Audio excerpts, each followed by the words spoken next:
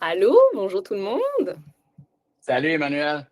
Salut Louis. Bon, on va attendre un petit peu que tout le monde se connecte. En tout cas, bienvenue à tous et à toutes qui êtes déjà connectés dans notre webinaire, premier webinaire que j'anime avec toi, Louis.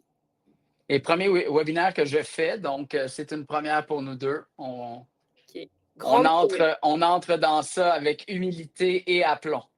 Exact. Soyez indulgents. Et voilà.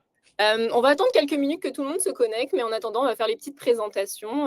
Donc, Louis Lachapelle qui est avec nous aujourd'hui, qui va dérouler tout le webinaire principalement.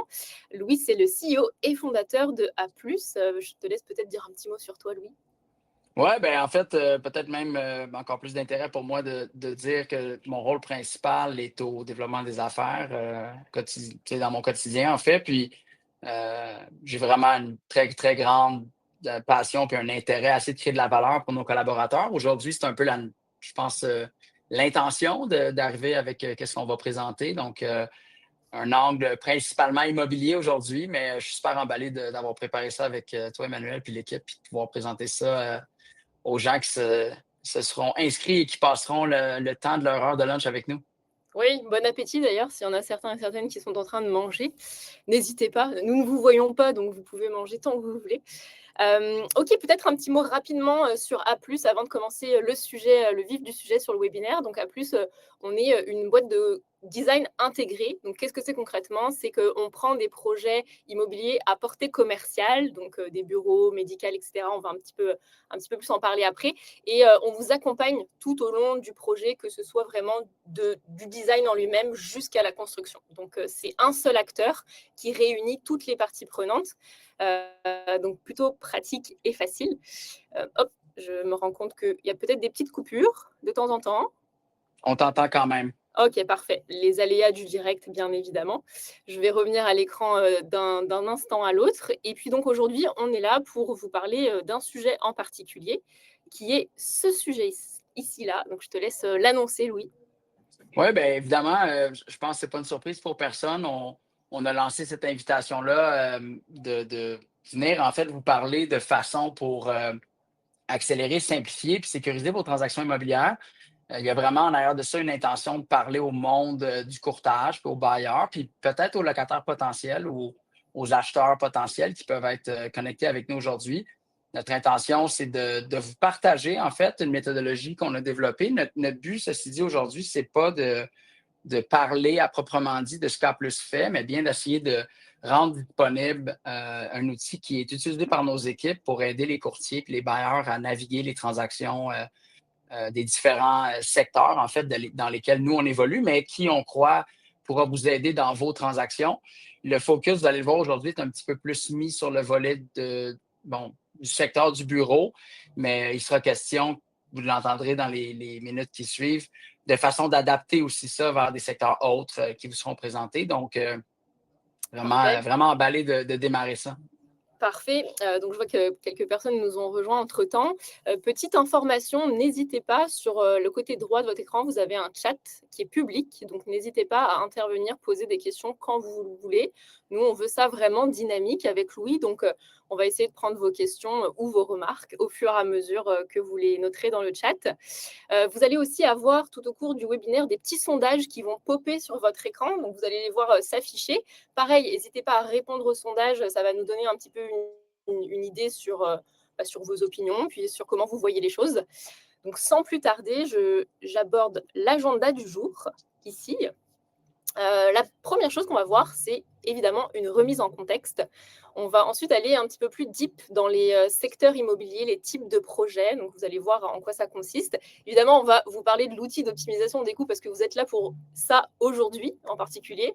On va finir sur les bénéfices que cet outil-là peut vous apporter pour vous-même en tant que courtier, si vous êtes courtier, bailleur, etc. Et pour vos clients, locataires ou autres. On finira par un petit temps de questions-réponses, mais comme je dis, n'attendez pas ce temps-là. Si vous avez des questions entre-temps, posez-les dans le chat, on sera très heureux d'y répondre. Sur ce, je vais poser une toute première question, Louis, avant de te laisser démarrer. Allez. Vous allez avoir un petit sondage qui va s'afficher sur votre écran dans quelques secondes. La première question pour vous tous et toutes, donc n'hésitez pas à voter, vous pouvez cliquer directement sur les réponses du sondage. Première question, quel est votre plus grand défi dans la gestion d'une transaction immobilière? Est-ce que c'est la complexité? Est-ce que c'est la lenteur de la transaction? Ou est-ce que c'est l'incertitude qui prône un petit peu autour de cette transaction-là, avec différents aléas qui peuvent avoir des impacts dans le projet? On vous laisse voter. Je vois que les votes se font. Je ne sais pas si tu vois Louis aussi de ton côté. Ouais, tout à fait, tout à fait. Ok, donc là, pour l'instant, on a un parfait équilibre. Ah non, la lenteur, ok. La complexité, ok. Je ferme ça dans 5 secondes. All right. C'est parti. Donc, Donc, c'est assez équilibré quand même. effectivement, c'est assez équilibré. On a quand même la lenteur qui prédomine un petit peu. Ok, la lenteur du projet, tu peux nous en parler un petit peu, Louis, ou comme ça on fait la. Ouais, ben on le verra tantôt. Il y a probablement deux éléments ou deux moments, en fait, où je pense que nos partenaires peuvent vivre de la lenteur, soit peut-être dans le cycle transactionnel lui-même, donc peut-être la vitesse à obtenir certains retours, des réponses à des questions clés pour faire bouger les transactions.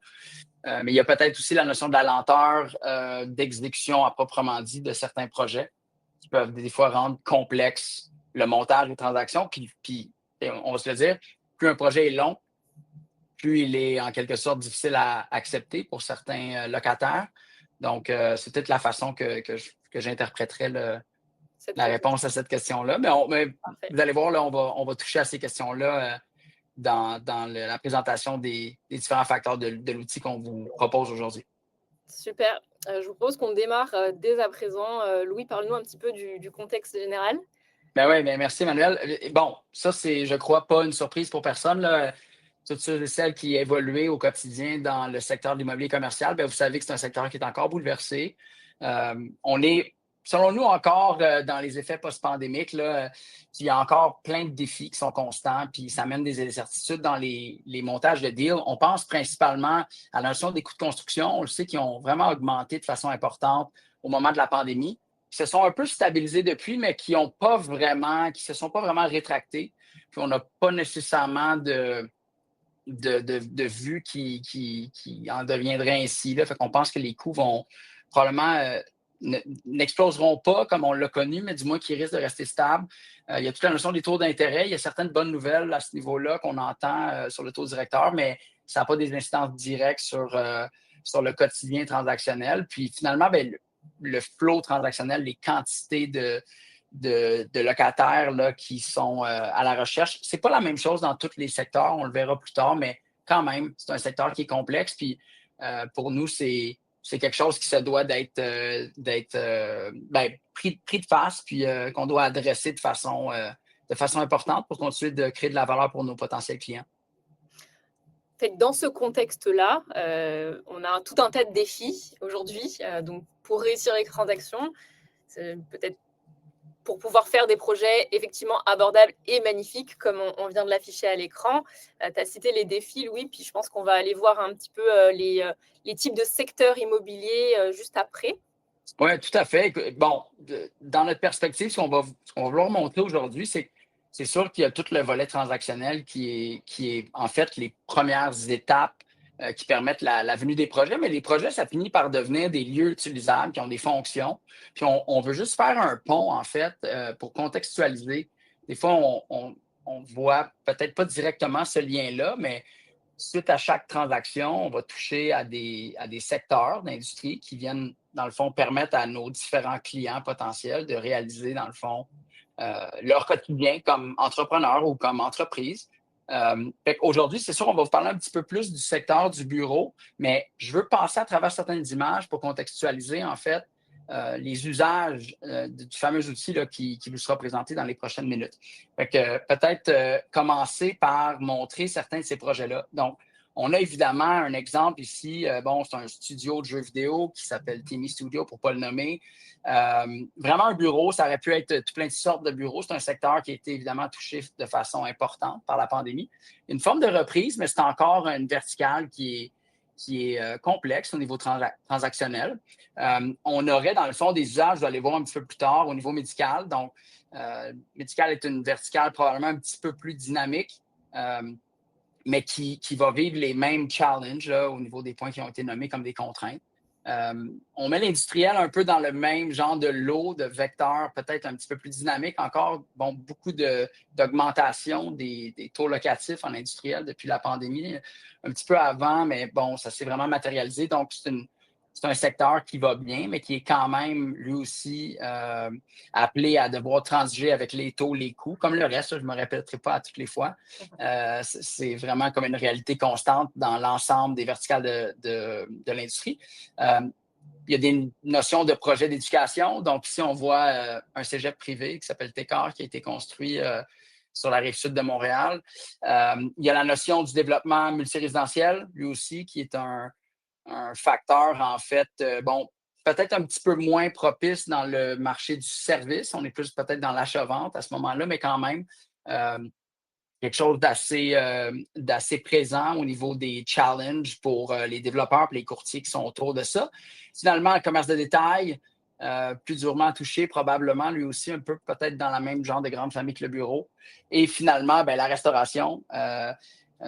Donc, notre intention dans le fait de vous présenter ces slides-là, c'est qu'en fait, ces projets-là, ils ont tous quelque chose en commun.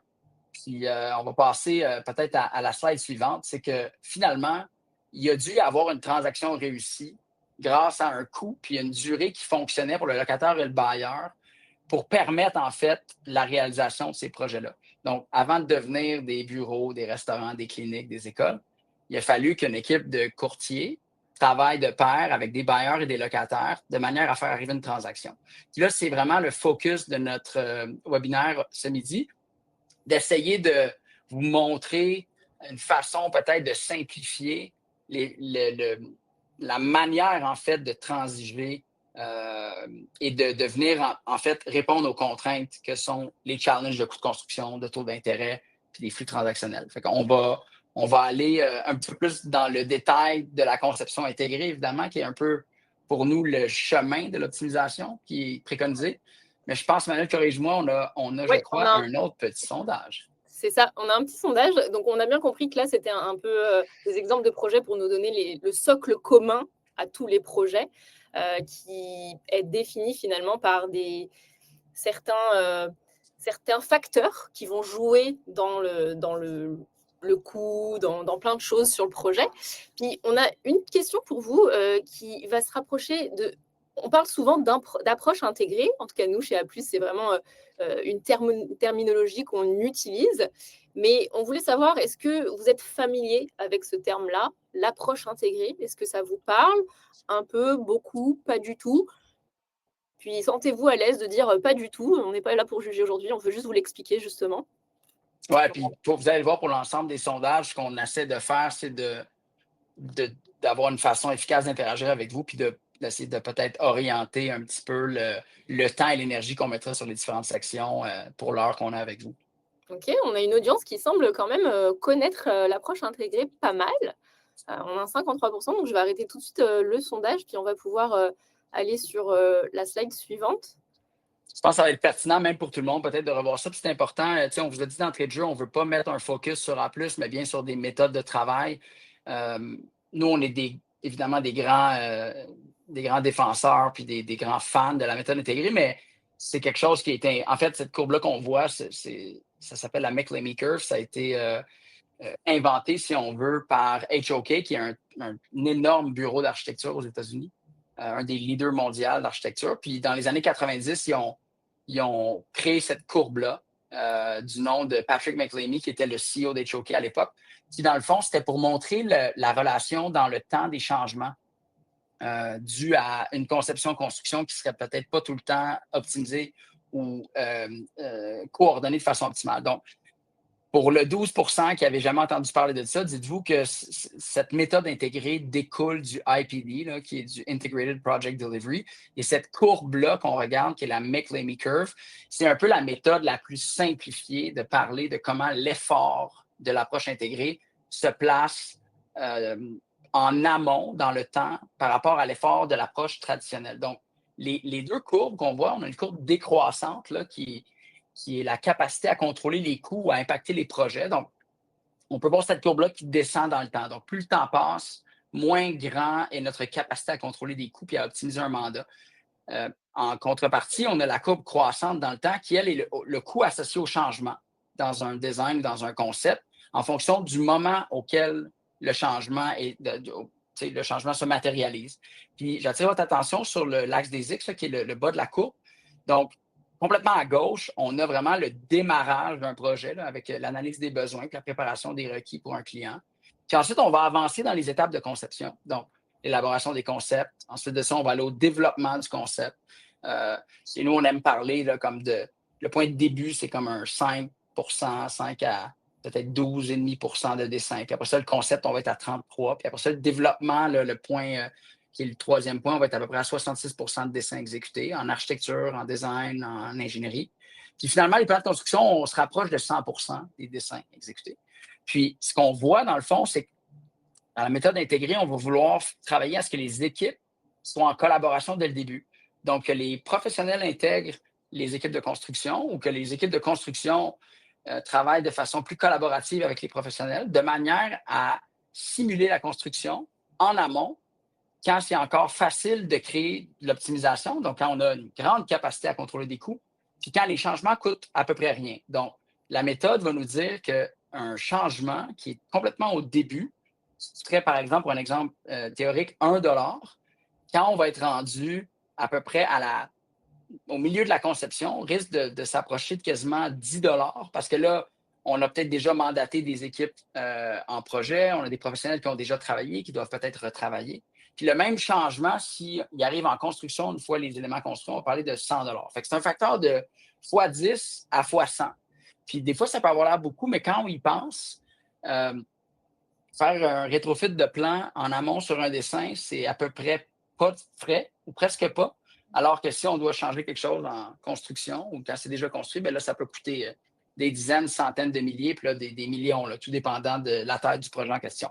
Donc, je n'irai pas plus loin dans la méthode, mais en gros, pour nous, c'est la façon la plus optimale. Puis la promesse de cette méthode-là, c'est qu'on est capable d'être de 30 à 50 plus efficace en coût, de 30 à 50 plus efficace en temps. Donc, des équipes qui maîtrisent ça puis qui savent collaborer réellement ensemble vont générer des énormes rendements pour leurs clients. Puis là, ce qu'on va vouloir vous montrer aujourd'hui, c'est une première mouture d'un outil qu'on a développé qui est basé sur plein de projets réalisés puis plein de points de données de data qu'on a dans nos systèmes qui nous permet d'établir des coûts de façon très prédictive sur des projets. Donc, Tu as spoilé ma transition. Non, je fais ça. désolé, Emmanuel, désolé. Non, merci Mais beaucoup. Oui, oui. Ça valait le coup de l'expliquer. Puis donc maintenant, le but, c'est d'aller un petit peu plus en profondeur dans cet outil-là.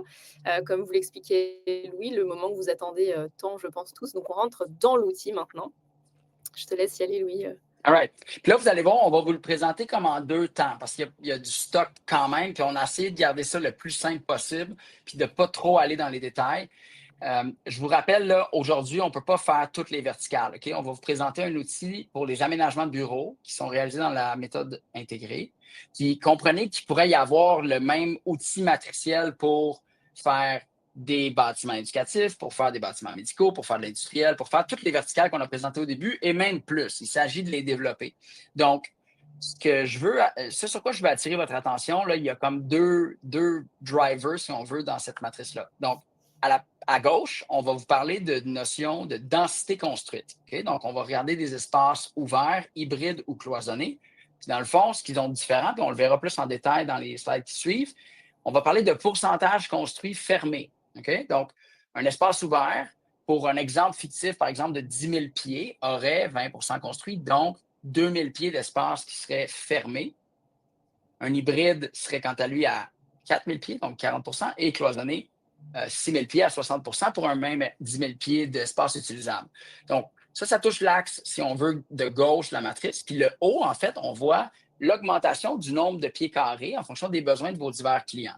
Donc, par exemple, un client qui aurait des besoins qui rentrent dans un usage à 5 000 pieds, bien, le coût au pied carré, évidemment, va être plus important que si on montait à 10 000, à 20 000 ou à 40 000 pieds. Donc, puis nous, on aime parler d'une relation dégressive du coût en fonction de l'augmentation des coûts au pied carré. Alors là, si je prends un exemple d'un client qui voudrait un espace hybride, qui aurait besoin de 20 000 pieds, bien là, on pourrait statuer que le coût complet d'un projet se situerait à 185 du pied, soit 3,7 millions. Puis là, c'est important pour moi, dans l'exemple, de vous dire, mais à quoi fait-on référence quand on parle de coût complet? Le coût complet, c'est l'ensemble des frais de professionnels, donc l'architecture, le design, l'ingénierie électrique, mécanique, plomberie, civile, structure, peu importe les frais requis là, pour un projet, au niveau des frais professionnels. Ensuite de ça, bien évidemment, tous les coûts de gestion de projet et d'exécution de la construction, mais aussi tout le mobilier et les équipements audiovisuels et TI.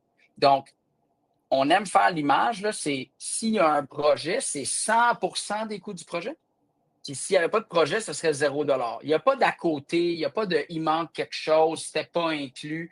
Cette notion-là n'existe pas. Vous voyez là quasiment comme un produit fini. Euh, Ce qui comme un, répond à la question, excuse-moi, de Marie-Christine qui demandait si ça inclut les toilettes et la cuisine. La réponse est oui.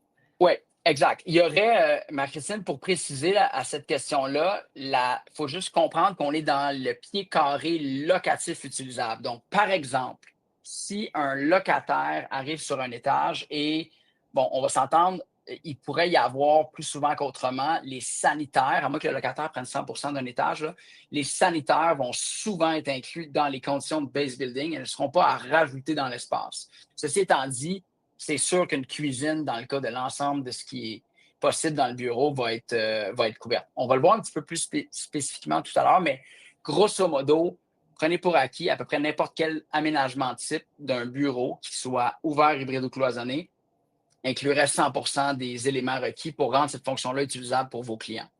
Donc, comme je vous dis, on va y revenir, OK, parce qu'on va descendre un petit peu plus en granularité pour vous montrer du contexte. Puis ensuite de ça, on va revenir sur cette matrice-là pour vous permettre là, de fermer la boucle adéquatement.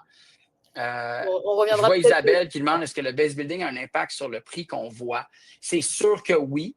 La meilleure manière de répondre à ça serait de dire qu'on veut une condition de base building qui est prête à l'aménagement, avec des capacités mécaniques électriques de distribution en place, puis de drainage, évidemment, et d'eau, mais pas en soi de distribution faite. Okay? Donc, le travail n'est pas exécuté, mais les sols sont prêts à recevoir des finis. La démolition est complètement faite. On est dans une coquille vide, un fameux white shell, comme on va souvent appeler. Puis, il y a la capacité qui est donnée par l'immeuble pour distribuer l'espace. Ceci étant dit, les coûts de distribution, que ce soit en électromécanique ou en plomberie, ben, bon, vous allez me dire c'est inclus dans la même chose, sont à faire par les locataires habituellement et donc, ça serait inclus dans les coûts que vous voyez là. On verra un petit peu plus tard, ces points-là sur la matrice en ce moment sont un point milieu parce que chaque projet va pouvoir, je reprends mon exemple de 185 du pied, un 185 du pied, du moment qu'un locataire se situe à cet emplacement-là dans la matrice, va tomber dans des catégories d'options qu'on va voir sur la prochaine slide et serait sûrement situé entre 175 et 195, tout dépend de ses choix. Puis là, je vous propose de faire peut-être sur ça la transition. Puis comme je vous dis, ne vous en faites pas, on va y revenir. On va y revenir, puis Étienne, on répondra à votre question quand on reviendra dessus. Est-ce que vous appelez le prix cible? Ouais, peut-être préciser, Étienne, je comprends ouais. mal la question, mais on te répondra sans problème.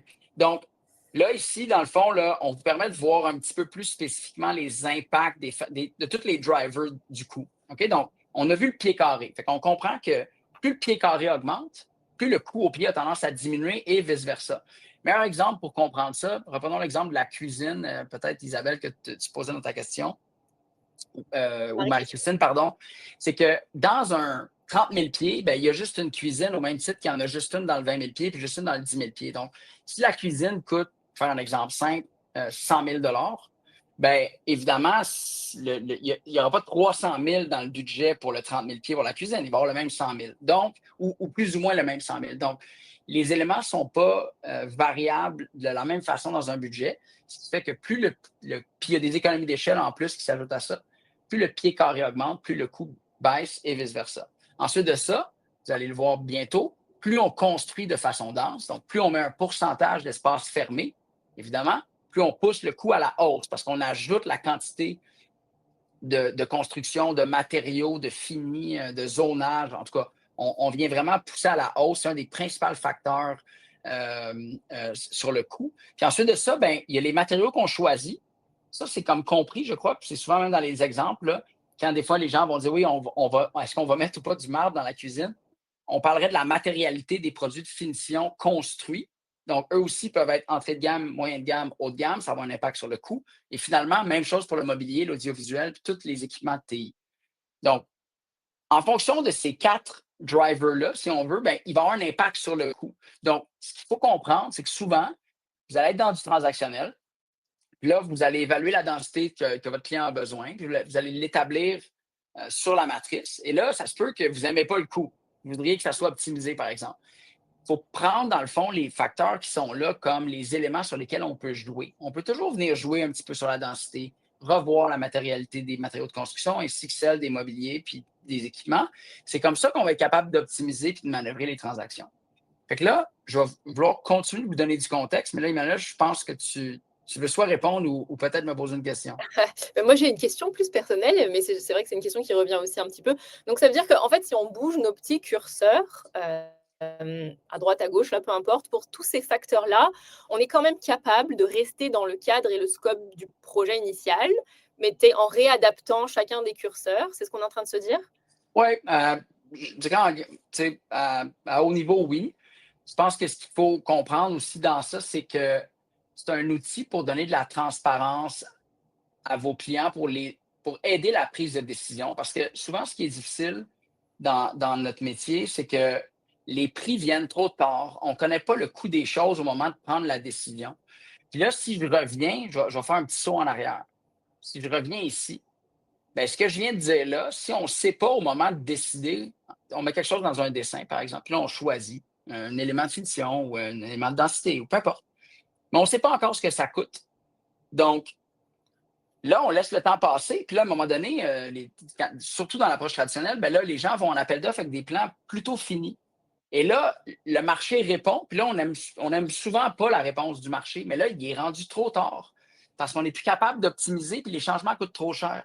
Donc, ça se veut être une façon de sensibiliser vos clients à comprendre comment ils peuvent impacter les coûts de leur projet, puis dans le fond, vous aider à manœuvrer vos transactions. Donc, je reviens ici juste avant de faire le pivot. Le pied carré, on en a parlé à haut niveau. On va regarder maintenant la densité, puis ensuite, on va aller dans la matérialité pour vous aider un petit peu à comprendre comment ces vecteurs-là fonctionnent. Fait que la densité, on a préparé une slide. Puis ça, c'est un exemple réel là, sur lequel on a travaillé pour contextualiser. Évidemment, pour tous ceux et celles qui vivez le transactionnel en immobilier commercial, bien, vous faites faire des floor plans à toutes les fois, puis là, vous évaluez différentes choses pour accompagner vos clients, puis faire avancer, dans le fond, la prise de décision.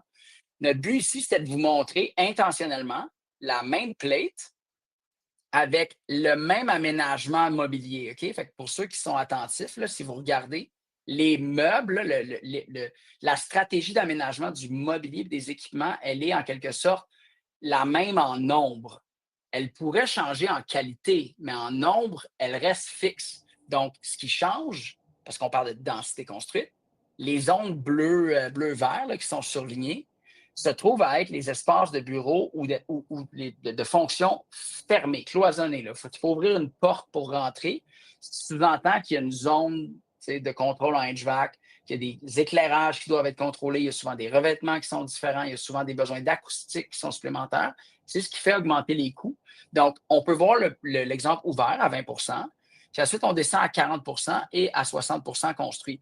Ce sont les mêmes fonctions. Fait que pour la personne qui occuperait cet espace-là, peut asseoir le même nombre d'employés, peut faire les mêmes genres de fonctions. La principale différence va se trouver à être dans l'aspect d'intimité ou de privacy, excusez-moi l'anglicisme. Donc, plus on est cloisonné, plus on est capable d'avoir justement cet aspect privé-là. Puis ça peut avoir beaucoup de valeur pour certains de vos clients. Alors que pour d'autres, des fois, ça va être intéressant de se dire que, finalement, je pensais que je voulais un espace hybride, mais sachant que je peux optimiser les coûts, je vais peut-être aller en espace ouvert. Ou souvent, ce qu'on va voir, en fait, actuellement dans le marché, c'est beaucoup de gens qui passent d'une intention soit cloisonnée vers hybride, hybride vers ouvert, mais on voit aussi des gens avec le post-pandémie qui vont passer de ouvert à hybride pour répondre mieux aux besoins de la nouvelle façon de travailler, si on veut. Alors, on veut plus d'espace fermé pour faire certains meetings, mais après ça, être en collaboration avec nos collègues. Donc, il y a cette danse-là qui se fait en fonction des différents clients, de leur culture, puis de la manière avec laquelle ils travaillent, puis leurs objectifs d'affaires. Mais gardez en tête que le principal driver d'optimisation, après le pied carré, ça va être la densité. Ça, des fois, c'est pas vu aussi clairement.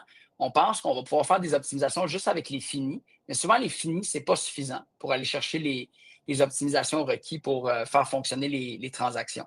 Ouais, on a une Donc, petite question, ouais, excuse-moi Louis, d'Isabelle qui demande pourquoi la densité a autant d'impact sur le coût finalement? Euh, ben, la manière que je l'ai expliqué, je vais essayer peut-être de le faire un petit peu différemment pour vous donner un autre angle, mais en gros, c'est que plus on densifie, voyez là quasiment comme il y a plus d'ingrédients dans la recette. Fait on ferme plus de pièces. Il y a donc plus de murs de gyps. Il y a plus de verre parce qu'il y a beaucoup de vitrage dans les contextes bureaux. Il y a des portes qui s'ajoutent. Il y a des zones en mécanique qui s'ajoutent parce qu'on va vouloir contrôler la climatisation et le chauffage de façon différente parce qu'on est zoné. Ce ne sera pas la même chose entre la pièce fermée et la pièce ouverte. Il y a souvent des revêtements de sol différents qui peuvent s'ajouter.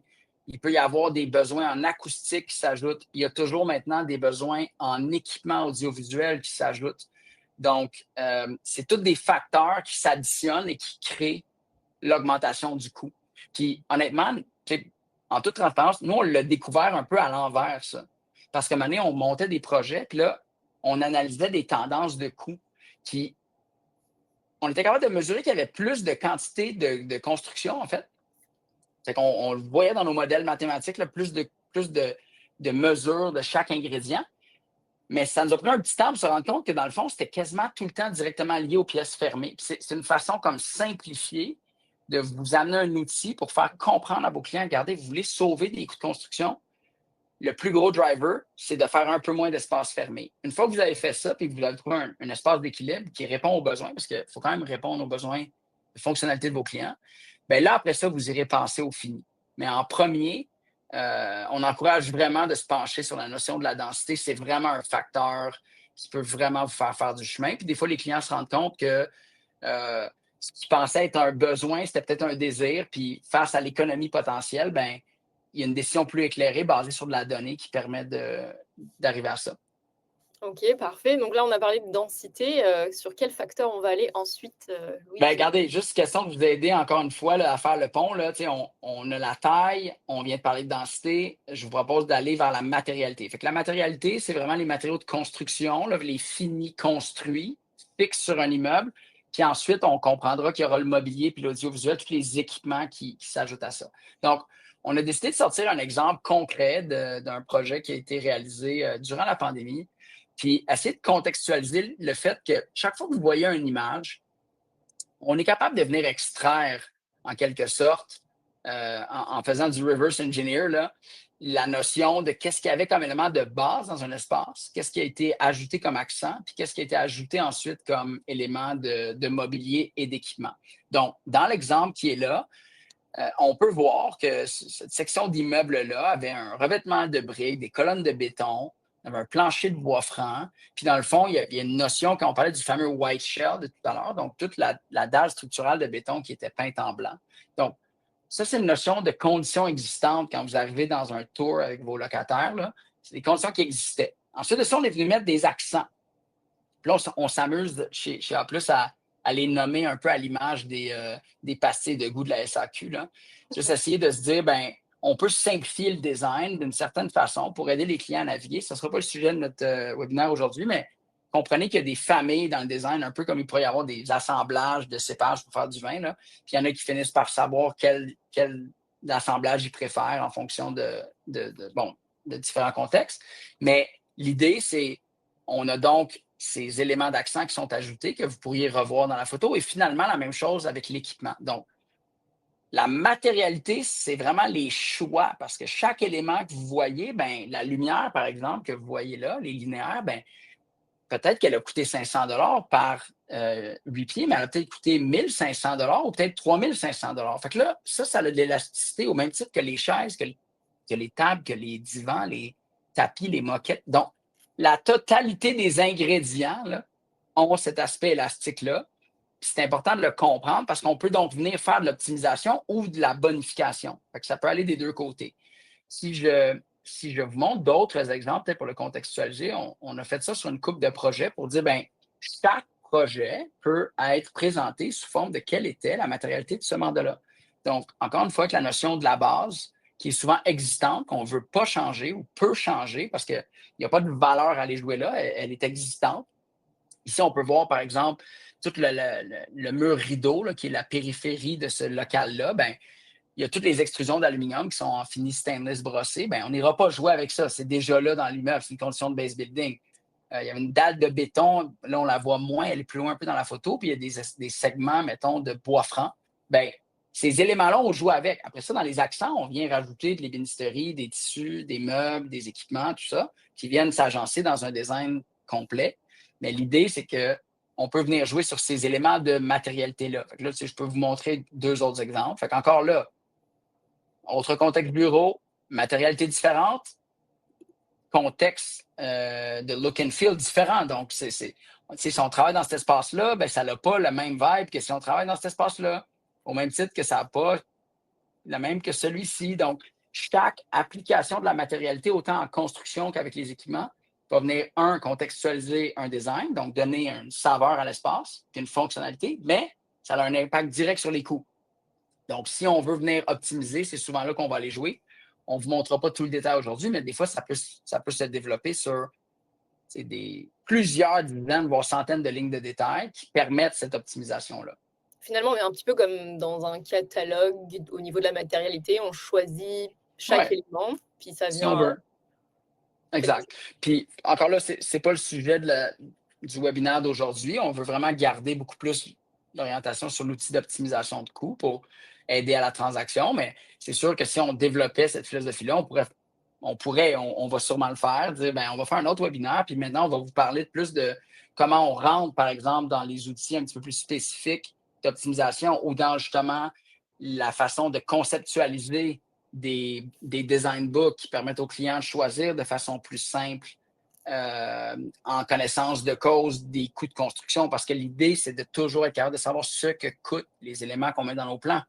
C'est ça le danger, c'est que si on met quelque chose dans un dessin et on ne sait pas encore ce que ça coûte, parce qu'on attend les 2 mois, 3 mois, 4 mois, des fois plus de réalisation de dessin avant d'aller en appel d'offres, bien là, de un, on n'est plus capable vraiment de les optimiser à la fin. La seule chose qui nous reste généralement, c'est un peu d'optimisation sur les finis, mais même là, les plans sont tous faits. Il est comme trop tard là, dans nos courbes. C'est vraiment ça. Là. On veut provoquer la décision qui est appuyée sur des données monétaires dès le début. C'est vraiment ça la clé. Puis la meilleure façon de faire ça, ben, c'est un peu de faire confiance à ces matrices-là. Là, on n'ira pas vous montrer tous les systèmes qui sont en arrière de ce tableau simplifié-là, mais il y a des milliers de points de données, de centaines de projets, d'appels d'offres et tout ça qui nous permettent d'avoir simplifié ça avec une matrice. Mais ultimement, l'objectif, c'est de provoquer la discussion en amont. Complètement. Puis de comprendre les leviers, puis de dire si on n'aime pas le coût, voici ce qu'on peut faire. Ou si on n'aime pas l'étendue de travaux, si on veut bonifier, par exemple, la densité ou bonifier les finis, bien, on est conscient de ce que ça a comme impact sur les coûts. Donc, c'est vraiment de mettre plus de clarté dans le décisionnel, puis d'éclairer. Parce que c'est des décisions d'affaires vraiment importantes pour vos clients. Puis, nous, on croit fermement que d'éduquer puis de rentrer en transparence sur ces décisions-là va vraiment aider à bâtir des relations de long terme avec vos clients. Puis, ben, je ne vous cache pas, nous, c'est ce qu'on fait aussi. Là. C'est fondamental à notre façon de travailler. Puis c'est pour ça qu'on ouvre le jeu et on souhaite le partager parce qu'on y croit vraiment. Donc, super, on va boucler la boucle juste sur cette petite partie-là. Et on va revenir sur finalement la matrice de coûts. On va un petit peu plus rentrer en détail tout à l'heure. Puis on va peut-être aussi prendre après, je ne sais pas si tu veux développer, Louis, autre chose, mais la question d'Étienne. Alors, dis-moi.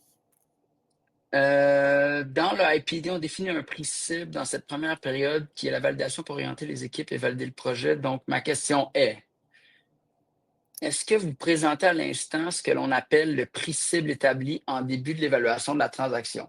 Très bonne question. Ça pourrait effectivement être, c'est drôle, Étienne, nous, on appelle ça des paramètres, des objectifs de performance de projet ou des facteurs de succès. OK? Puis là, il y a toujours la notion du coût, la notion de l'étendue des travaux qu'on pourrait appeler le scope ou le programme, autant en architecture design qu'en ingénierie. toujours un programme. Puis il y a la notion du temps. Donc, quand est-ce que ça se doit d'être livré? Donc, effectivement, on pourrait établir ça comme à la base une cible. Ceci étant dit, ça finit par devenir très tôt. Puis là, tu m'amènes par ta question un peu dans comment nous, on l'applique, là, mais chez nous, ça devient très rapidement une garantie de coût de construction. Puis généralement, on est capable, pour revenir à nos courbes, là, puis je pense que je vais y revenir parce que ça va aider à la compréhension. Donc, si on est généralement en appel d'offres vraiment à la fin, là, vous le voyez, là, c'est le 5e bloc dans le traditionnel, on part en appel d'offres. Puis là, souvent, on va se dire la vérité, les budgets ne fonctionnent pas, il faut retourner en value engineering, ça prend un autre mois, 2 mois, ça coûte d'autres argent pour refaire les dessins. Puis souvent, on n'atteint quand même pas la cible, puis là, on est menotté, puis on part. Dans l'approche préconisée de l'approche intégrée, pour nous, on est maintenant capable de garantir nos coûts de construction, généralement à l'élaboration du concept. Parce que quand on arrive au concept, le volet qu'on ne traitera pas aujourd'hui, c'est toute la section de l'économie de construction. Fait que l'idée, c'est de simuler les coûts de construction à travers des modèles mathématiques qui sont basés par de la donnée réelle de marché d'appel d'offres. Puis, comme je vous dis, je ne veux pas aller trop dans ça parce que c'est un sujet en soi, mais on passe donc du prix cible au début, on aide à la décision du client qui dans le fond, face à l'information, a la chance de prendre des décisions. Puis on travaille dans nos outils pour optimiser jusqu'à temps que ça devienne arrêté au niveau de l'étendue des travaux, le scope, le programme, si on veut, et donc, ben, le prix peut devenir fixe à ce moment-là. Fait que ça passe donc de la cible à la réalité. Donc, vous transformez ça en condition de satisfaction pour la suite.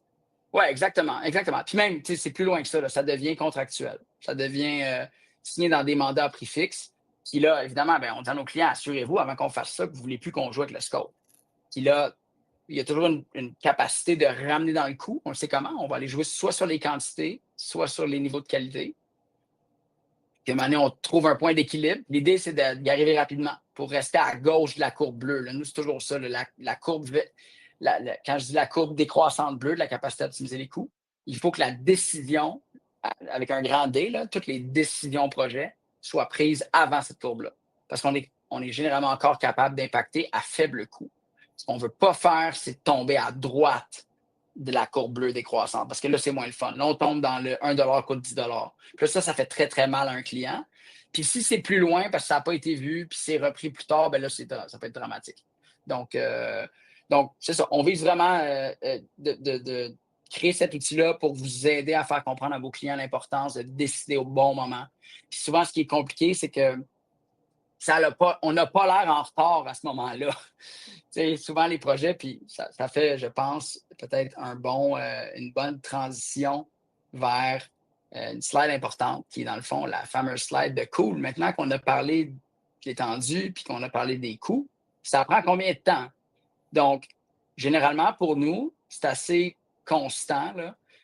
Un 5 à 10 000 pieds va généralement se réaliser là, du démarrage de la conception à la livraison. Là. Fait que le projet, il faut comprendre, c'est vraiment du moment où un locataire ou un propriétaire engage son équipe de professionnels il reçoit ses clés pour utiliser l'espace. Donc, on va regarder une plage de temps de 6 à 9 mois pour 5 à 10 000 pieds, généralement de 9 à 12 pour 20 à 40 000 pieds.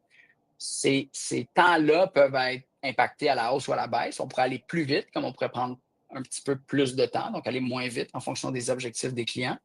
Souvent, le temps peut nous permettre d'optimiser davantage. Fait que ça devient une décision d'affaires, mais encore là, pour répondre de façon à haut niveau à une question qui est constamment posée dans toutes les transactions, combien de temps ça prend, vous pourriez prendre ces timelines-là comme éléments sur lesquels vous appuyez. Encore faut-il que ce soit en intégré, parce que souvent, dans l'intégré, le grand facteur d'accélération vient du fait qu'on peut commencer à construire avant la fin des dessins. Ouais. Fait que c'est souvent... Puis là, il faut comprendre aussi comment l'intégrer se structure, comment les équipes doivent collaborer, comment les contrats doivent être montés. C'est différent du traditionnel.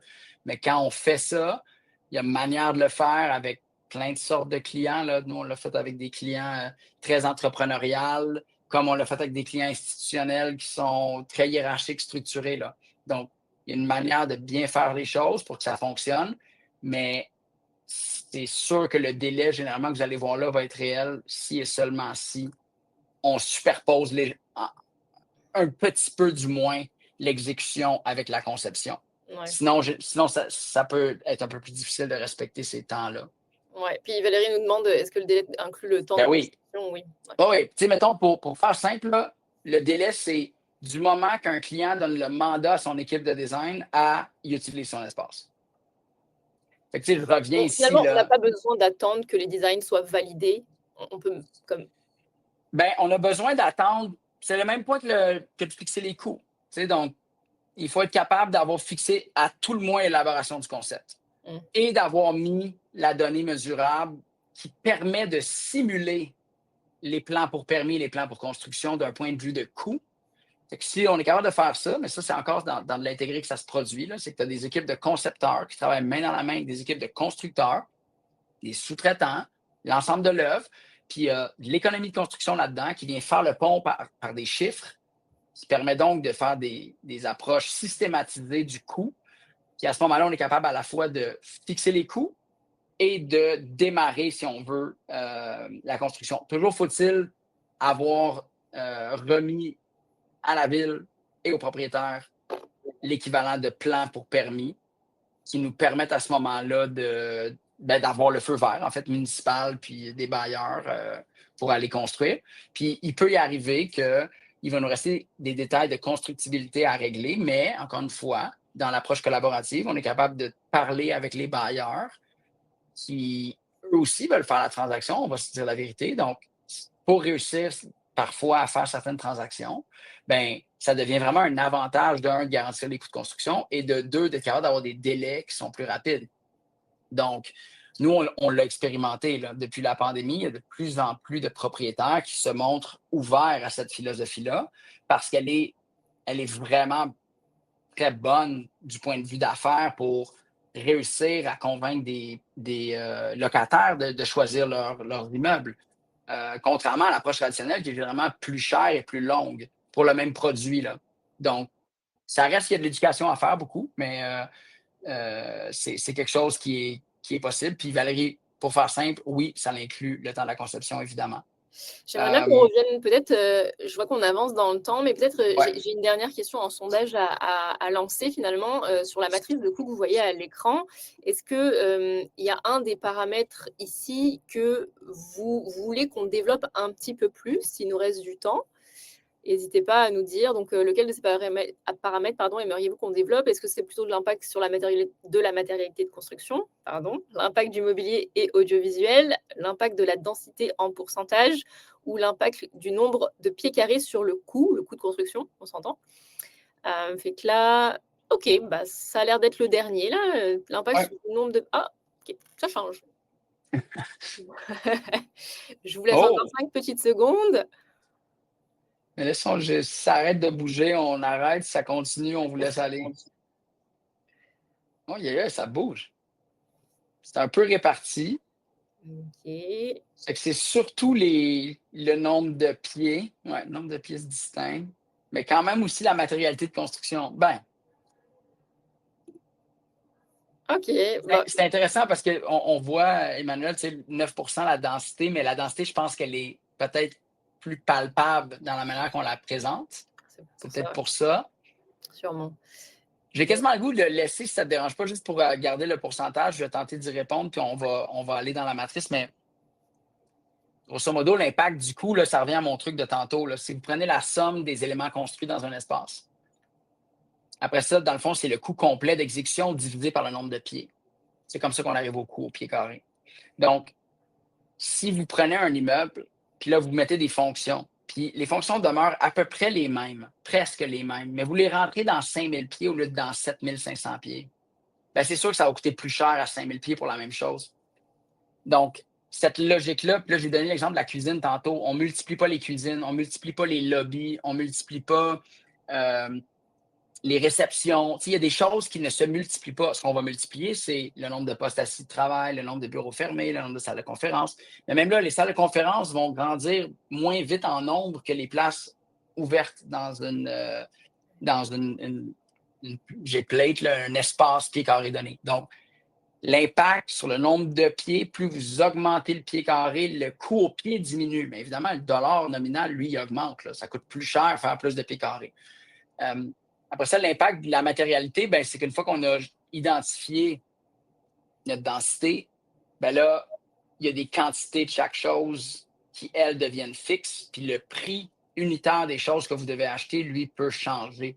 Donc, par exemple, avec mon exemple des bureaux fermés ou des bureaux ouverts, bien, si vous avez 150 postes ouverts dans un projet, la matérialité, ça serait de dire combien coûte le bureau ouvert. C'est-tu une station de travail à 1 100 $ incluant chaises, tables et rangements, ou c'est 2 500 ou c'est 3 500? Fait que là, faites ça avec tous les matériaux. Fait que plus vos matériaux coûtent cher en construction, plus ça monte. Même chose avec le mobilier, les équipements, l'audiovisuel, puis les TI. C'est comme le coût unitaire qui va impacter. Puis il y a comme un autre peut-être sous-point, mais là, c'est plus vraiment l'aspect technique de la construction, mais le type de, le type de qualité construite. Je vais vous donner un exemple avec l'acoustique.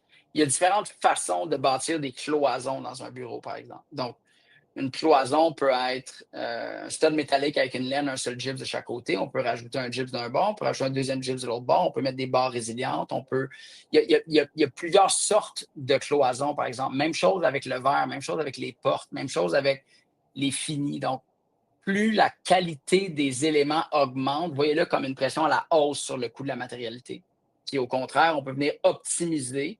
Tout en maintenant des standards de qualité, c'est juste de faire certains choix. C'est comme n'importe quoi, là. Vous pouvez trouver des options qui répondent aux critères qualitatifs, mais qui sont plus économiques. Ça crée les fameuses gammes, quand on dit entrée de gamme, moyenne de gamme, haut de gamme. Super. Euh, Isabelle nous demande, elle imagine donc en appel d'offres, plus de volume aide à réduire le prix unitaire.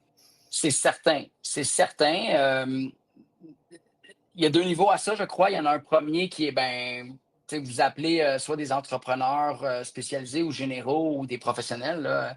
Ben, évidemment, le projet de 40 000 pieds, euh, s'il fait au pied carré, va amener beaucoup plus de volume de revenus à l'ensemble des parties prenantes, là, quels qu'ils soient. Donc, il y a comme par défaut une capacité d'optimisation plus grande quand les pieds carrés sont grands. Alors que quand c'est des plus petits projets, par exemple un 5000 pieds, bien là, un 5000 pieds, il y a moins de place à l'aiguiser. C'est un petit peu plus difficile. Là. C'est pour ça qu'on voit que les coûts de la matrice, dans le fond, sont plus élevés à gauche, bien évidemment qu'à droite. Puis comprenez, hein, ça, c'est vraiment le point milieu d'un autre niveau de granularité qu'on ne vous donne pas aujourd'hui, juste par souci de temps. Là.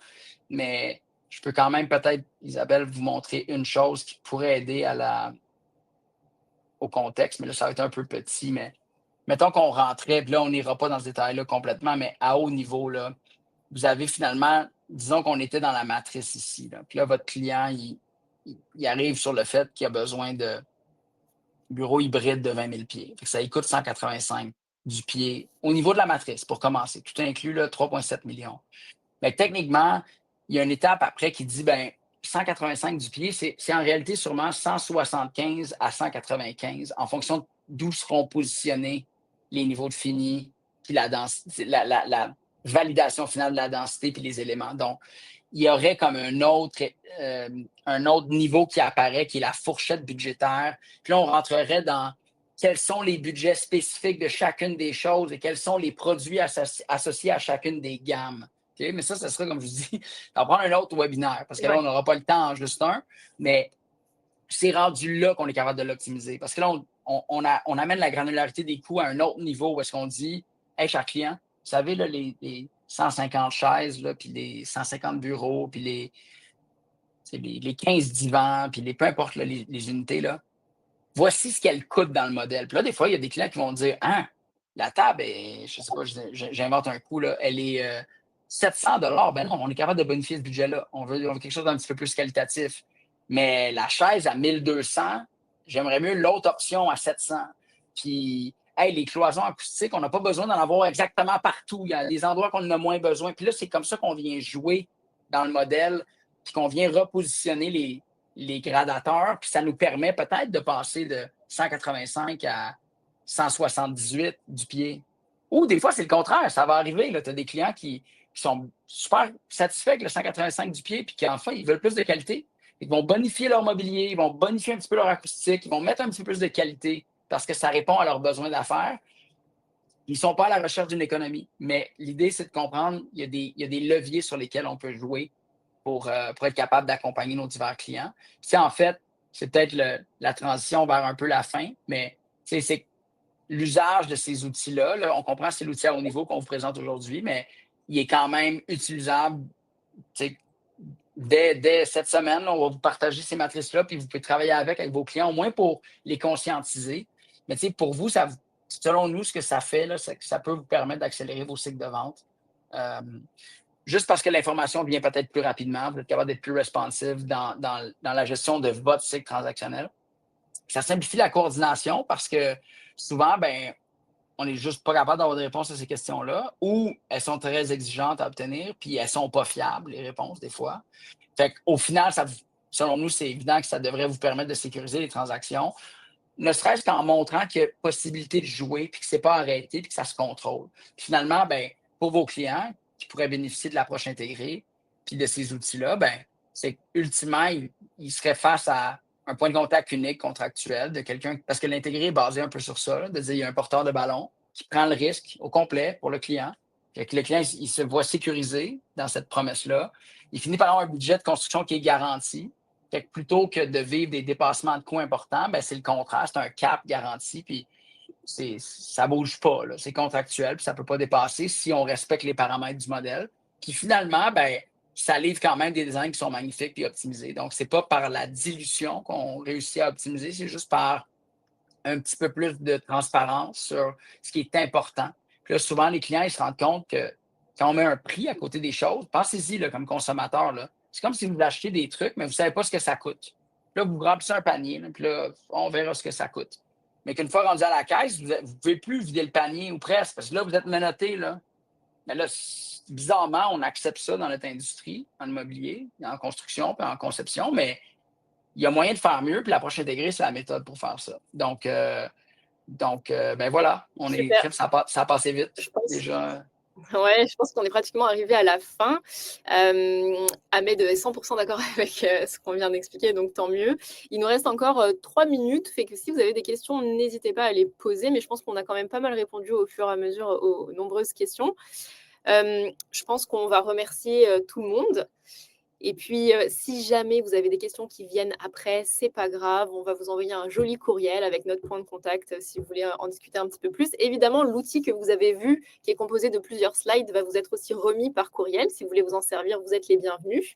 Et il nous a fait plaisir aujourd'hui d'être avec vous. Merci Louis.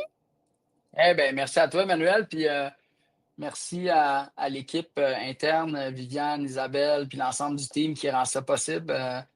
En tout cas, c'est vraiment pour moi très trippant de pouvoir être rendu à vous partager ça. Puis on fait juste vous avertir, ça ne sera pas le dernier. Non, clairement pas. 2025 va être rempli de surprises et de webinaires. Exact. Super. Bon, eh bien, bonne journée à tous et à toutes. Il nous reste juste 2 minutes, donc si jamais entre-temps vous avez des questions, on est toujours là dans le chat. Et puis sinon, on vous dit au prochain webinaire avec grand plaisir. Tenez-vous au N'hésitez courant. pas même, si quand vous allez recevoir justement la pièce jointe qu'on va partager, n'hésitez pas à nous challenger puis à nous dire, hey guys, on aimerait ça voir, comme on veut voir telle autre info puis à être exigeant dans vos demandes parce que ça nous pousse puis on a tendance à aimer ça. C'est en plus le vent de face qui nous fait grandir. C'est quelque chose qu'on apprécie, donc gênez-vous pas. Exact. Bonne journée à tous et à toutes. Merci beaucoup. Salut tout le monde, merci. Je vois qu'on n'a pas plus de questions, donc je pense qu'on va pouvoir conclure sur ça. À plus tard, Louis. All right. Salut tout le monde. Au plaisir.